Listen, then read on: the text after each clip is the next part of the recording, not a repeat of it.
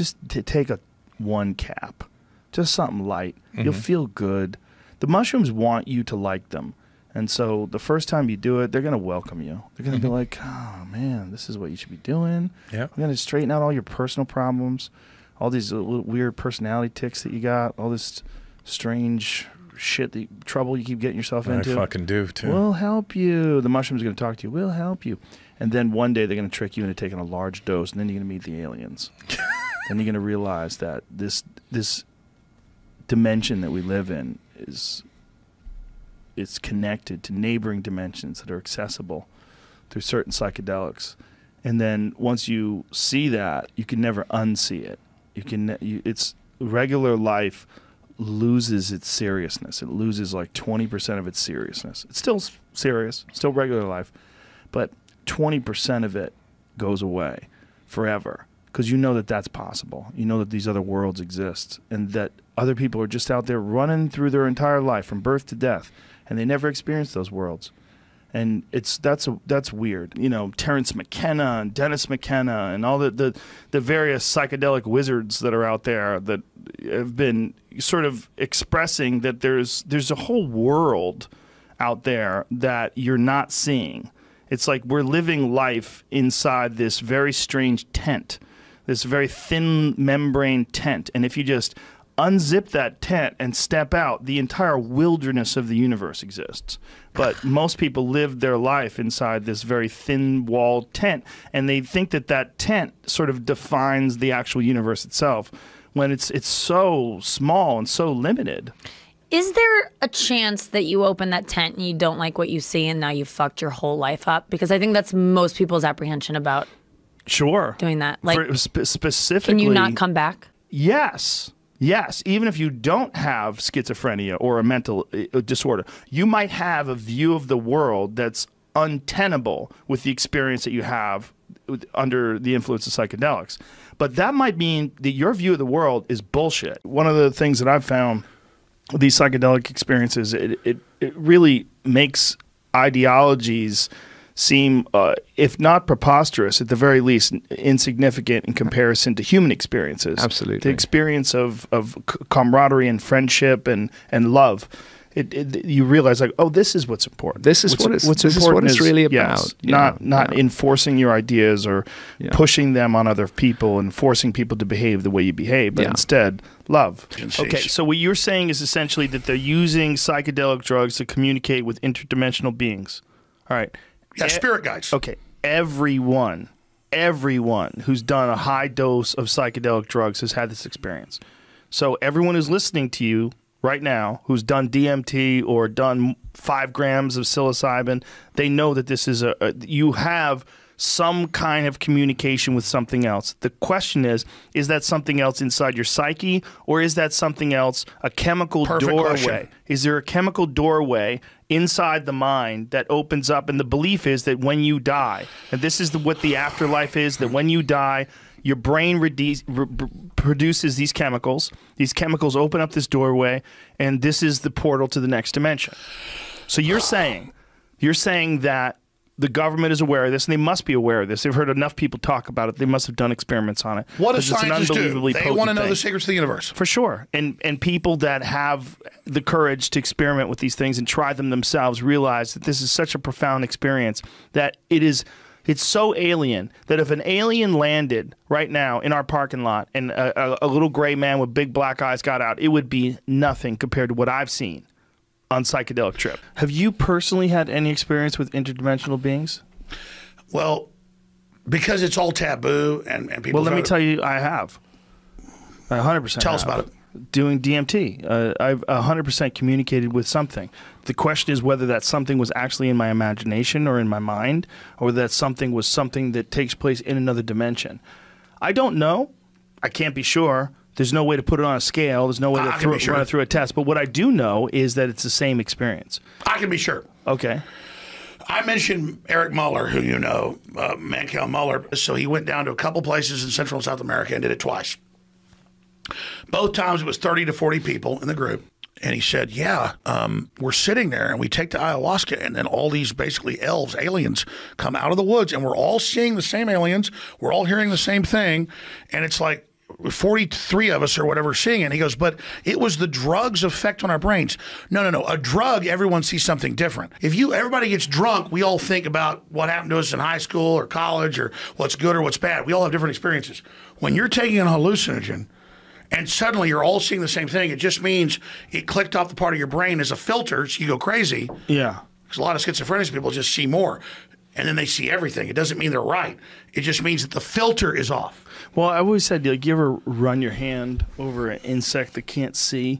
They have no idea you're there. They're like certain insects that just don't see anything, whether it's a centipede or whatever. DMT, which is what ayahuasca brings up. Right. It's it's the active ingredient. You're still you. You're not drunk. That's what's weird about it. Well, I don't know what it is, but if you wanted to get real woo-woo, you would call it some sort of a chemical gateway into another dimension or to another realm that you can't access without it. It doesn't seem like a drug. But how is it not any different than I got stoned and I saw crazy shit? Well, first of all, it's endogenous, right? So your brain actually has this chemical inside of it. It's one of the more interesting things about this drug is that your body knows how to process it so well.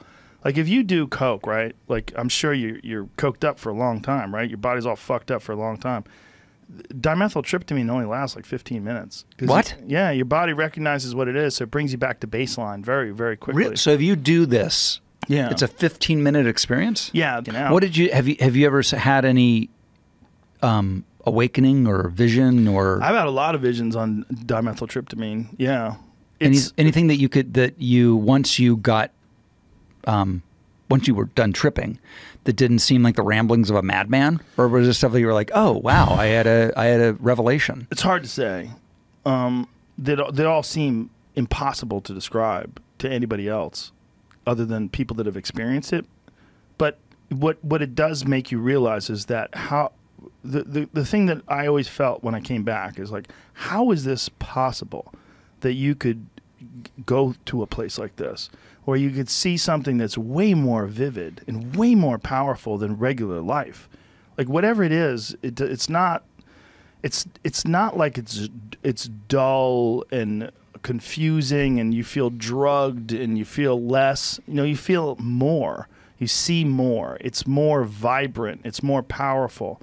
And whatever is over there seems to know you.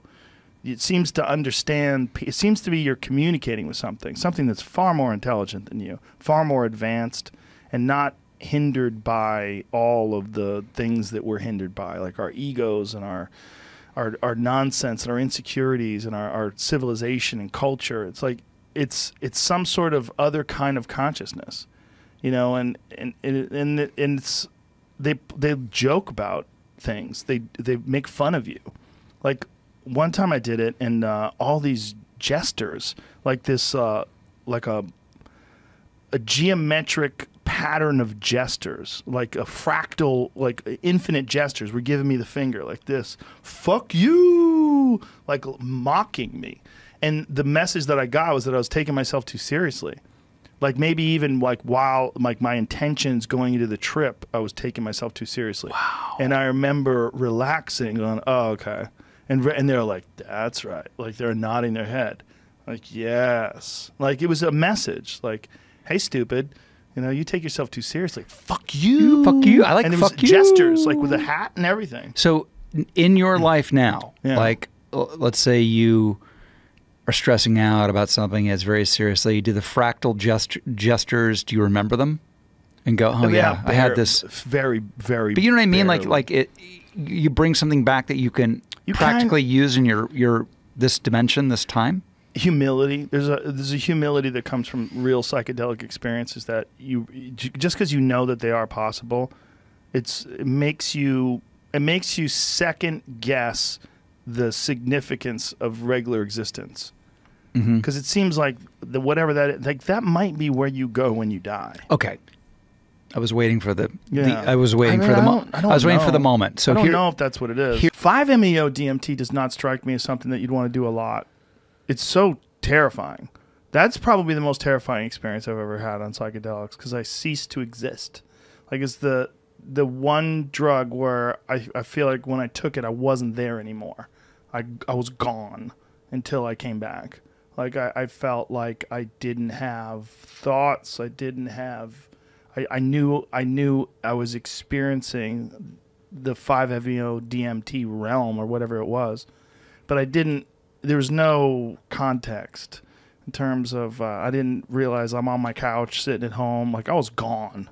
There's no visuals. It was just this white, sort of pixelated, like grayish white, gone world, you know? And it was terrifying because it felt like death. It was the one thing that felt the most like, oh my God, like now I'm not here anymore. But coming back from it, I think it was very valuable. Like as I was returning, I remember thinking so much about the bullshit way in which I talk. I remember thinking that, like, God, it's like so much of the way I would communicate was not just me trying to get my thoughts across, but me trying to say things in a way that would be impressive or in a way that would be flowery or, you know, try to make it look like I was more intelligent than I was or whatever. But I remember, like, remembering that, like, really clearly, like, wow, I got to clean up the way I talk. So I'm full of shit. Like thinking that as I was trying to figure out how I was going to describe this experience, I was realizing as I was thinking, like, God, I got to figure out how to describe this. Like, boy, I talk like I'm full of shit. like, so there was value in that. But I did it a few times. I think I did it 3 times. But it was terrifying every time. Terrifying. Like while you're gone, like while you slip away. I remember just thinking like, whoa, this is not good. This is not good. Like you feel like, oh my God, I fucked up. Like I really died. I really stopped being here. And it also makes you think like maybe this is going to the light. Maybe this is what they talk about when they talk about going to the light when you die. Like maybe you're having this kind of experience because it's really disturbing, but then pretty peaceful when it's over. Like I felt pretty good when I came back, but the concept of giving away all of my control of reality like that, for some reason, NN-DMT doesn't scare me as much.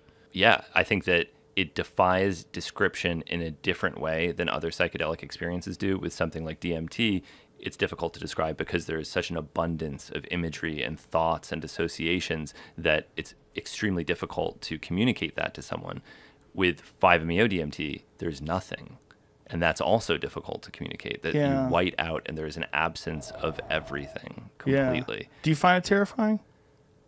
I have found it terrifying, yes. It's very, I had a very profound experience with it in 2017 and I have no real desire to use it again. Yeah, that's my thought too. It's like I'm not going back there. I'll go back to NN DMT. I'll go back to that. Oh, me too, because it's just a different drug entirely. I think it is a spiritual thing. Yeah. I think it's an undeniably spiritual thing. And that's the thing about it is like it forces you to think about love and connection and the bonds that people have with each other in a way that you don't get from anything else. The powerful experience of a transcendent psychedelic moment is it's not like anything else you experience in life other than maybe like a near-death experience. Yeah. But you could argue that they're the same thing. I know people that have had near-death experiences that swear that it was like a DMT trip. It's good that you can grasp that and have that experience and learn from it, because a lot of people can't, and that's when they have bad trips, because they try to fight it and they try to resist. No, I'm not fighting anything, and then all of a sudden you're in this fucking death spiral. That was my mistake with shrooms. I should have had one little shroom. That's a good way to start. Yeah. A good way to start is like one, and you get like a little feeling, maybe like a duogram, you know, nothing crazy. Yeah. Before you want to get into like the 3 to 5 gram, like yikes. It's very bizarre that it's so there. It's so easy to get to. It's just 15 seconds away. It's one of the most insane experiences that a human being could possibly encounter. Yeah. If there was a thing that you could, like a ride at Disneyland, it would be a mile long line to get into that fucking thing. Right. Everybody would be like, oh, I want to go on that ride. Right. Because it's so fucking crazy. The problem with the term drug is it's a blanket term that you could use for caffeine, you use for nicotine, you use for alcohol. Yeah. There's a lot of drugs. Yeah. Adrenaline's a drug. And while I'm sure it's possible, I can't imagine after now doing DMT twice, I can't imagine someone becoming like addicted to it. Oh, I wouldn't know about that. I know a guy who was a tattoo artist that was doing DMT every fucking day, multiple times a day. And then finally the entities had to sit him down and go, hey, motherfucker, Chill. Stop. Like, you're going to lose your grip on this world. Wow. Yeah. They literally told him to stop doing it, he said. One of the people I did DMT with wasn't told to like not do DMT anymore by the elves, but was told like, you don't have to come back anymore, almost in a gentle way. Like, we came out of our trips and the friend was like, they told me I don't have to come back anymore. I'm like, how many times have you done it? He's like, 9. I'm like, maybe take a break then. I've done it 9. I've done it more than 9. Yeah. Yeah, I think I haven't done it in a couple of years though, so maybe I could get back in there and have a conversation. But like I said, the last time that I did it was probably the most intense and the most weird, because when they were giving me the finger. But it was like, I've never but it's just, I think sometimes what people do, and what I've certainly done, is you protect yourself from criticism, or you protect yourself from your own analysis of your correct and incorrect thoughts and actions by bullshitting yourself. And one of the ways that you realize if you're bullshitting yourself is like, how do you react to satire? How do you react to being mocked? How do you react to people not taking you seriously? Do you go, that's their prerogative, good luck? Or do you go, fuck them, I'm going to fucking make a response video. Ooh. Right. And the aliens, or the whatever they were, the jesters, and they all had the little bells, the little hats with the bells. It's so crazy. They look Ding, like ding, ding, little ding. courtyard. Yeah. It's nuts. But they were going like this, fuck you, and they were That's like hilarious. openly mocking me. And my initial response was, hey. And then I realized, like, oh, and they were like, that's it, you got it. I was like, They're all kind right, of sarcastic. Oh yeah. Well, they know your bullshit. They know all of your nonsense. They know all of your thoughts. They know, whatever the fuck they are, whether they're a part of your consciousness or whether these are intelligent entities in another dimension that you're interacting with.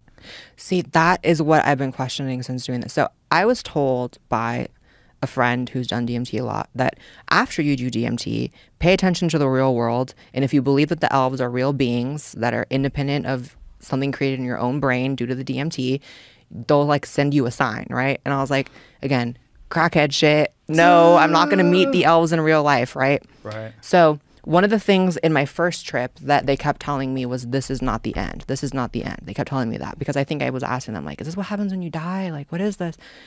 They said the phrase, this is not the end, multiple times. Directly after the trip, we go to a restaurant.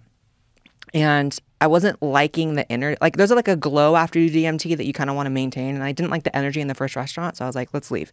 Went to another restaurant. What was wrong with the energy? The people were just weird. I don't know. It's like you create like a bubble when you do it with like friends. And you're like, I don't like what they might do to our bubble. So then we go to another restaurant. And there's a huge sign that just says, this is not the end on the thing. And I'm like, whoa. What? And then I looked at my friend who told me to look for signs. And he's like, told ya. Whoa. When everybody does it, what you get when they're describing it is just sort of like trying to use words to describe something where there's no references. It's not, the words don't work. You you could kind of tell me what it was like, and I could kind of go, yeah, okay, I kind of see that because I've done it.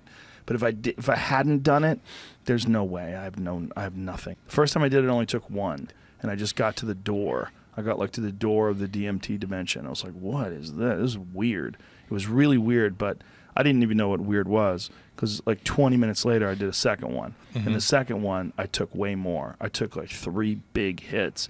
And then it was almost like you're in a slingshot or a catapult.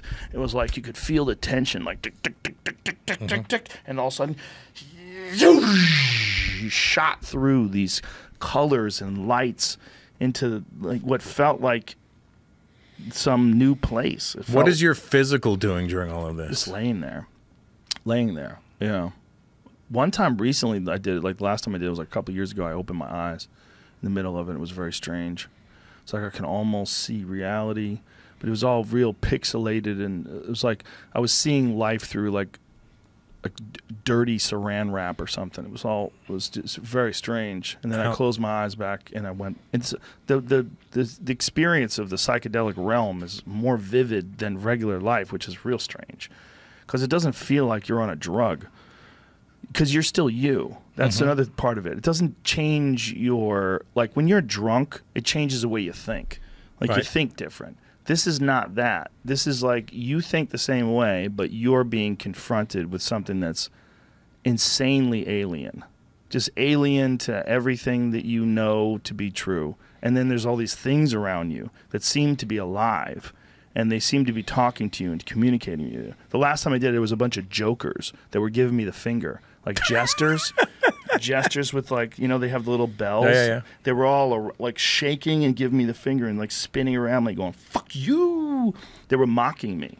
And the thing that I got from it was like, oh, I take myself too seriously. I need to be mocked. And they were mocking me. And as they were mocking me, I relaxed. And then they like pointed at me like, you get it. Yeah. You get it. Because you can get lost. You can take yourself seriously, and you want others to take you. Like, what is the grossest kind of man? Like the kind of man who wants everyone to tremble when he walks into a room, wants rose petals thrown at his feet. He wants everyone to call him sir and be uncomfortable. Yeah, everyone to be uncomfortable because he's a fucking man. Yeah. And that kind of guy responds very poorly to being mocked, right? So I think that it was like letting me know, like, hey, bitch, you got a little of that in you. You need to get that out of your system. Palliative. Profound alleviation of anxiety. There you go. Because it transforms your perception of where you stand in the world, and it's an absolute ego dissolver. You are confronted with experiences that defy logic. And one of the things that this is interesting. One of the things that shied me away from UFOs was DMT. Because it was so profound. It was so crazy that if a UFO landed right in front of my house, I'd be like, yeah, it's not DMT though. Because DMT was a completely different dimension, and there were things there. Now, I don't know what these things are, but they seem to be communicating with you, and they seem to be talking to you, and they seem to know everything about you. So the question is, like, is that really your subconscious? Is this what you know about yourself stripped down to some very bare, raw form, and then confronted with these psychedelics that perturb your visual cortex? So they provide you with all these intense visualizations. Or is it a chemical portal to another dimension? Were they effulgent beings, light beings? The way I describe them is they're complex geometric patterns made out of love and understanding, and that they're communicating with. That's very similar to what it feels like when you do dimethyltryptamine. And Alex has had wow. I mean, uncountable just if number I dropped a little purple barrel right now and just looked at that, I'd have a nice afternoon. Yeah, exactly. Yeah, nice. Well, a lot of the most profound psychedelic experiences are the compounds. They mimic normal human neurochemistry. Dimethyltryptamine is it's a natural occurring compound in the human brain. It's produced by your liver, your lungs, and there's a lot of evidence, at least in mammals, it's produced by your pineal gland, which is literally your third eye. You didn't have enough. That's what I was just going to tell you. Really? Yeah, because you only took one hit. You usually take three. You take three, and the rocket ride leads you somewhere. It takes you to the center of the universe. You take three. Three in a row. Take the a same big time. one, blow it out. Take a big one, blow it out. Take a big one, and as you're taking the third one, you're already seeing the world crystallize in front of you. It already starts turning into geometric patterns. You put the pipe down, lay back in the chair, and you just shoot off to the center of the universe.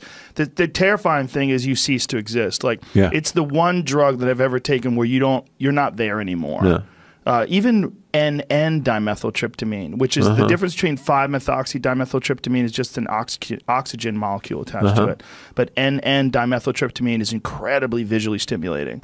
5-methoxy is not. Yeah. It's just white. Post-trip, I'd hit a tape recorder right when I became conscious again and start talking about the experience. And what I remember saying about the 5-methoxy DMT experience is like, as I'm trying to recount what happened, I feel my ego trying to retake hold of the situation and even use words in a way that might impress you with my ability to describe things, or as as a professional comedian too, I was aware that like a lot of what you're doing, you're saying things in a way that's pleasing to people so that they get excited about hearing you talk. And I was very aware of that while I was doing that. I'm saying I'm trying to explain things that are not possible to explain, because the words that we're using were all invented for a world that doesn't exist in the DMT dimension. And once you break through, it is so profoundly alien that any words... And liberating? Yes. Yeah.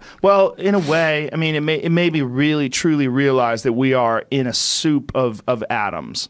And that it's not, there's not like Michael Pollan, Joe Rogan, and Jamie Vernon in a room. Here's a wood table. There's oxygen between us. No, we're in a universal stew of particles. And it breaks those particles down, or at least it gives you a view into that, and you cease to exist, which is the most bizarre thing, because it's so similar to N,N-dimethyltryptamine chemically, but so different in experience. The fact that you're not there while you're doing regular like N,N-dimethyltryptamine, which is the active ingredient in ayahuasca. Have you done that, the pure version of it? No, not the pure version. The pure version is like a very short, much more intense ayahuasca experience. I've never done ayahuasca. I've only done the DMT version.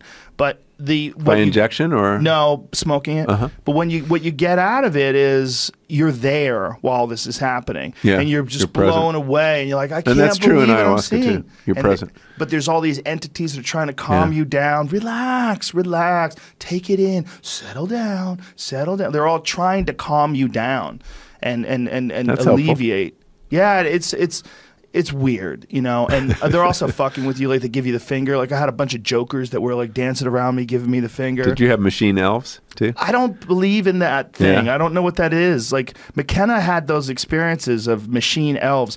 I saw it, what I described as complex geometric patterns that are made out of love and understanding.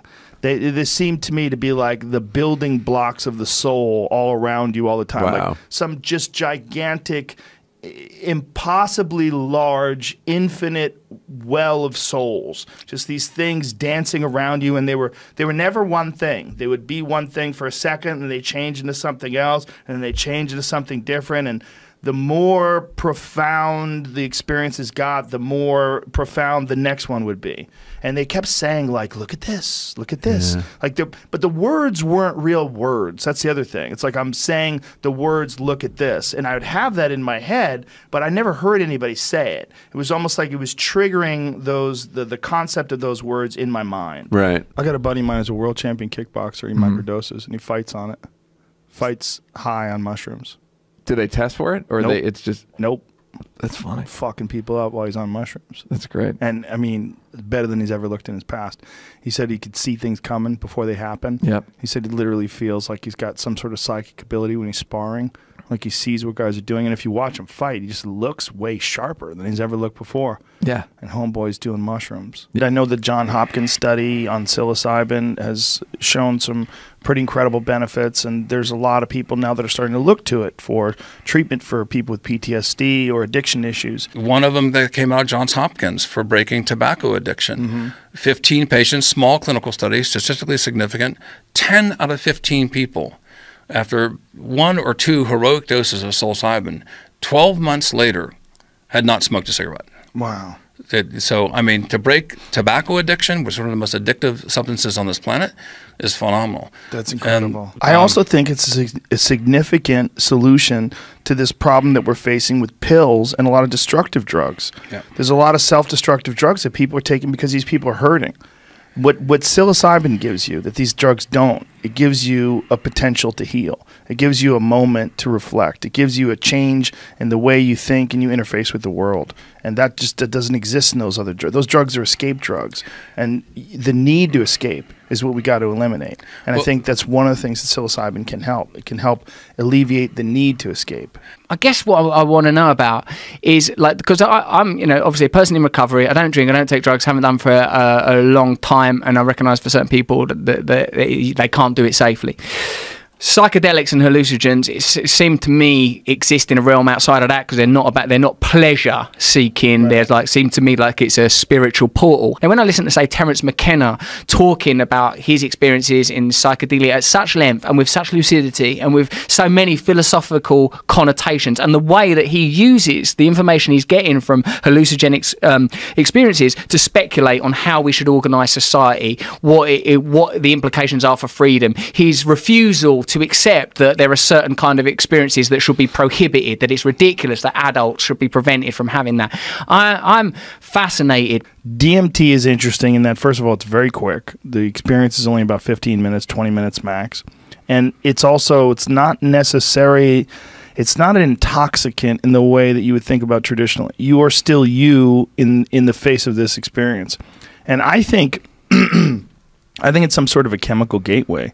That's what I think. I think there's a gateway in your mind that can lead to some other dimension that's probably there all the time. If there is a omnipresent, continually existing realm that human beings aren't accessing because of the particular biochemical formulation of consciousness as it is in this point in our evolution, and that we can get there, and it seems as like, I've heard Terence McKenna say it's more real, it's more real, there's stuff in there, and excuse me, and when he talks about them beings, like that he describes as self-dribbling basketballs, creating like Fabergé egg, devices through vibration, and they're telling you to do it. I never saw that. I want that. He's called them machine elves. He's called them all sorts of different things. The way I've described them is they're the geometric patterns made out of love and understanding. That's what they seem like. So you can look at a geometrical pattern and read meaning into it. It had an emotional quality. They're made out of something, and they move, they change. Like, they don't stay what they are. They're constantly evolving in front of you into something more and more beautiful. It's very weird. What did it make you feel? Like I knew nothing. That was the most profound aspect. Like, all of this stuff that you concentrate on every day is nonsense.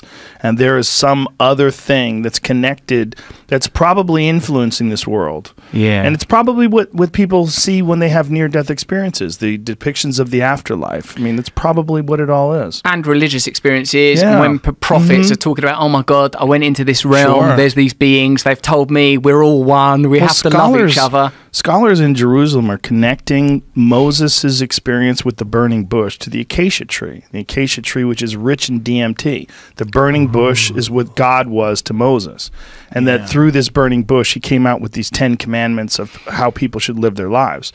I mean, that easily could have been just a very convoluted sort of translation of a DMT trip. Certainly. And also, when you think of, certainly there are archetypal images that seem to be repeated throughout ancient cultures and archaic stories that seem to refer to the potential for plant experiences to affect consciousness. Even the Garden of Eden, do not eat of the fruit of the tree of knowledge, that otherwise you will become as gods. Like, I sense that. Now, if there is some realm that we can reach through that experience that puts into perspective everything that else we experience on the material realm, and that thing seems to, in your words, be emanating love and understanding while ever changing, completely formless and communicating love and understanding, I can't help but think that should become our priority, to have a relationship with that realm and to bring about that experience. I don't even mean in a literal way, because even Terence McKenna said there are some people, vulnerable souls, he was probably referring to people like me, that probably shouldn't mess around with that kind of stuff. I think he was really talking about people with schizophrenia, or people need to understand that there's a lot of this squirreling away resources and money and things and trying to climb that corporate ladder. This is a finite life. It doesn't last that long. It's a trick. You get sucked into this trick, and this trick is what every CEO and every head of every corporation, every chief financial officer, all these people that are just trying to like improve the bottom line, rake in more money, keep this company growing and keep kicking ass. It's a trick. You're sucked up in a trick. There's a natural human tendency to accumulate numbers for whatever reason. Go back to our early days when resources were scarce. And if you get sucked into that trick, one day you're going to wake up, and that's going to usually be too late.